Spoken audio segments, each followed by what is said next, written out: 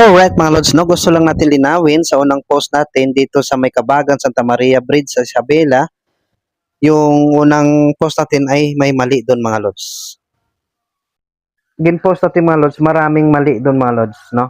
Sabi ng mga sa comment. Sabi nila, yung tulay na yan ay substandard talaga, no? Kaya yun, bumagsak.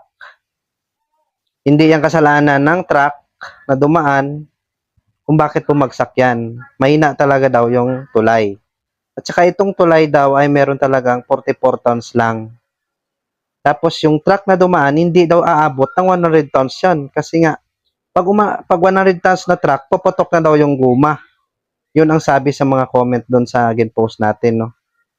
Alright, wala tayong gagawa dyan kasi mga expert yun. Tsaka nagtatrabaho sila sa truck. Tsaka sa totoo naman, ang sinabi ng mga reporter nito sa mga balita ay hindi naman talaga nila nasukat yan. Estimated lang nila na 100 tons. Maling-mali talaga, no? Kasi ang nakakaalam talaga yan, yung talaga nagtrabaho sa may truck. Yun. Kaya marami nag-comment doon. Kaya maraming salamat, no, sa nag-comment doon sa una nating videos, mga Lods, no?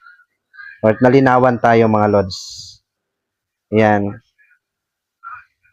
Dapat kasi sabi nila, yung tulay na yan, ginaya na lang ang design ng skyway, no?